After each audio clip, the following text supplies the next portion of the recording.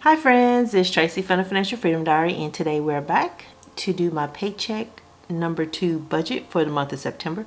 If you're new to my channel, please subscribe below. Thank you to everyone who have been subscribing, all you guys that keep returning and stuck it out with me since the very beginning. Y'all remember that $90,000 in debt that I had hanging over my head when I came to YouTube. I'm laughing, but y'all, that stuff wasn't funny. But thank y'all for sticking it out with me. And so I am going to tear this page out and zoom you guys in a little bit closer. I can see on my screen, but I think it's still a little bit far out for y'all. But yeah, I have been reviewing y'all questions and stuff. I haven't been able to answer comments. I think you guys shared with me some information about like tax implications for taking the refund, like for the student loans that might hit me. I think one of you guys shared a channel. Someone said to see if Dave Ramsey could answer that question, or he may be able to answer the question. He may have already answered that question, so I can do research on that. I haven't had a chance just yet because today is my Tuesday, and I'm gonna do this today, record this and get this uploaded and edited for Thursday. And so hopefully, I'm not sure how my Wednesday is gonna go. I don't have a lot of meetings, but if I can keep my day like that, I'll be able to just listen to some channels on YouTube and do that research. So thank y'all for sharing that with me. I appreciate that. I know I live in the state of Tennessee, so if you don't know that, we don't have state taxes, so I'm not worried about like state taxes unless they come up with something. I don't know, but we don't have state taxes here. I didn't know about federal taxes, and I didn't hear anything about that. But you know, what I don't know is what'll harm me, right? But thank y'all for sharing the resources with me, and I'll do my research and everything. Sometimes I get to things slowly, but I do look things up and check and double check. I just don't want to create any problems for myself because I have paid everything off, and my anxiety goes through the roof at the potential of seeing $68,000 in student loan debt on my credit report, and just seeing those accounts opening, and then, you know, like dealing with student loan servicing providers is not, for me, has not been a pleasant experience. And it's like I need as little drama in my life right now as as possible, because my nerves are shot, and I'm like, I might start just, why don't you know? You know, acting a plum fool. All right, so I think I got you guys zoomed in. So what I did was refer back to my monthly budget, and so I can see what's next, what I've already taken care of, and what I have to pay as far as my bills. I know what the cash envelopes they're already taken care of, and so I have to fund all of my sinking funds, and I also need to take care of my savings, and whatever's left is going to the emergency fund. So let's move this out of the way. So if you see me looking and umming and all this other stuff and I'm looking at that right there. So that's all I'm looking at is the monthly budget over here. So I'm gonna push it out of the way so I can have some room to write. But yeah, you guys, I am in a really good mood today, and I don't even know why. Everything in me is like, why are you happy? I think I've been stressed for too long. Salary. So from my full-time job, my salary. And also I'm going to take out the money. I get paid on the 15th. So I got to see my paycheck stub, make sure nothing funny is going on. Nobody's trying nothing. I did hear that I'm going to get a raise. So I think maybe 3%. I think that's the max that we can get. We've had less. So I'm not complaining. And I think that'll be next month. That should be paycheck number 2 next month. So I'm going to budget with $26.41 next month, and the actual will be higher. But it'll only be a little bit because taxes tear me up every single time. Checkout 51 is what I'm going to take my rebate from that particular app. It's taken me so long just to get to $36. I'm like, God dog, I could have got so much more in Ibotta. Checkout 51 used to have a lot in their apps, but it's not that much now. All right, so what is the income? 2641 plus 36. I'm trying to get all the money I can so I can start saving for my emergency fund. So 2677. And I do receipt hog 2677. Make sure I don't forget what I just said. I do receipt hog. Receipt hog is what I use for Boss's Day. So any Boss's Day shopping I save up all year and there, and I use that for that shopping. What's the other one? Ibotta. Ibotta I'm using for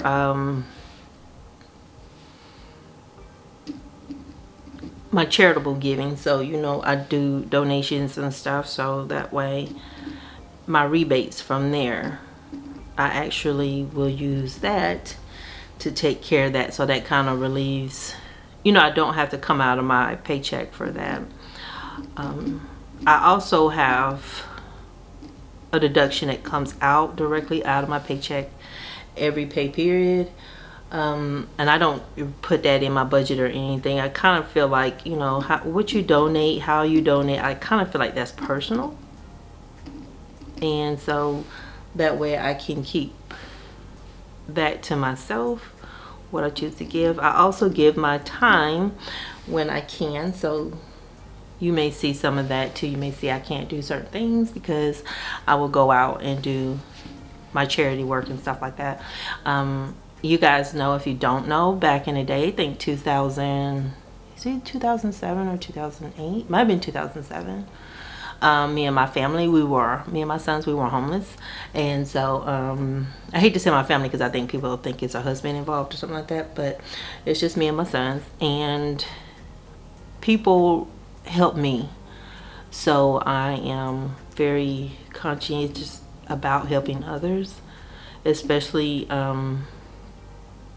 Habitat for Humanity is one of my favorite ones. Any of the houses where that support, like St. Jude or La Bonheur and stuff, where they're taking care of sick children, those are my favorite ones, because you know, you get to see the work and the money that you give going into those families. All right, so let's get started here. Okay, so for my sons, they get $60, $30 a piece per paycheck goes straight to their savings account. I don't monitor their savings. I don't do any of that stuff. They're super old, so I get a break from that level of parenting, you know, that being all up in their business. And they never asked me for any money, so they manage their money very well. I was a train wreck at their age. So for my sons, they get 60, and then my health insurance is 15. I add this in because sometimes those deductions I've had in the past, those amounts change, and then they give me credits and stuff like that. So I try to watch now every paycheck. And this is the way I keep myself accountable to doing that. My identity theft, I'm taking out $3 for that. For my portion of the cell phone bill is $75. And then for my utilities, I'm going to budget $300. We had a nice little fight with our little outside refrigerator. Had to thaw it out. My son figured out how to get into the back panel. Thank the Lord for him. So gas for my car, $125. And I may be able to start dropping that one down because I don't go to work as often. My allergies are messed up, which means I'm coughing and sneezing and I can't go into the office like that. 60 plus 15 plus 3 plus 75 plus 300 plus 125. It's 578. I get a glare when I look here. So if you see me sometimes moving the calculator, that's so I can say the numbers. But yeah, 578. I'm going to do that one more time just to make sure I got that right. So 60 plus 15 plus 3 plus 75. I hope I didn't do nothing stupid. I feel my finger did something. Yeah, that's That's right. 300 plus 125. 578. All right, so that's my bill total here. 578. And then what I'm going to do is subtract that. So 2677 minus 578. That is so horrible handwriting. $2,099. So I have $2,099 left to budget or to spend, however you want to look at it. And now to the sinking fund. So the cash envelopes, I already gave myself all of those from paycheck number 1. And I'm glad I looked at my notes when I was flipping pages, because I just remembered I got to do something. Gifts, medical, subscriptions,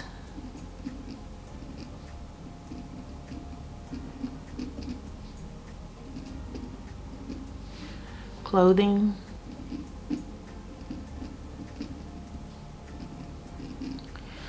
car maintenance,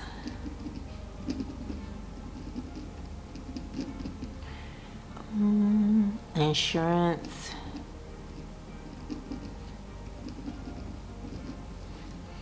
household,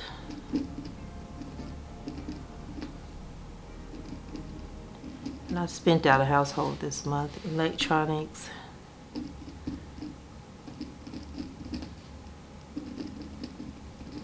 and the gifts is Christmas and birthday gifts and stuff like that. So my boys, their birthdays have passed, and so the next thing we have is Christmas, and I do my thing for them there. Most of the time they just want money and I do like a little gift bag so I make it feel like I did something. So I'm budgeting $160 for my gifts. For medical is $40. My subscriptions are $40. My clothing is just $10. My car maintenance is $100. I really got to start putting more money in that one too. My insurance is $130. And I thought I was going to be able to get a break with household. I think I'm going to have to start putting $200 in there a month. 100 here. And electronics is 50. We got a mole in the front yard. He's just wrecking shop up there. And I've been trying to kill the bugs to see if that'll get rid of them, but nah, he just keeps burrowing and making new holes in the yard. So I've seen some baits that'll, not baits, but some things you can put in to kind of repel them. So my sinking funds total, since that's the same as what was in my monthly budget, that total is going to be $630. And someone asked me about trick-or-treating. Have I ever taken my sons trick-or-treating? I have no memory of taking my sons trick-or-treating, so I'm going to go with no. I didn't prevent my sons from dressing up and doing the things like Halloween. They didn't go through like what I went through as a kid, because I don't know if it's part of the way things are, you don't feel deprived, or at least I didn't. But the boys went trick-or-treating with my ex. So my ex, him and his family, they celebrated Halloween, so he did the whole trick-or-treating, the whole thing like that, the whole shebang. So the boys was able to go trick-or-treating, and he would take them down to South Haven. He knew of this neighborhood down in South Haven, and they would rack up, they would come home with full pumpkins. So yeah, they did that. I think they both outgrew trick-or-treating. Probably by the time they were 6 years old, 6 or 7, they didn't want to do it anymore, because I bought candy at home and I passed out candy. So I do give candy to other kids and stuff. It's just never a thing. I'm just in it for the candy. That's just it. I'm not gonna lie to you. I love from Halloween through Christmas because of the candy. So that's always just been my thing. But yeah, the boys, they went trick-or-treating, and then I don't know what it is about between 6 and 7, they just decided they were going to stay home and help pass out candy, and then they could control what candy was given out.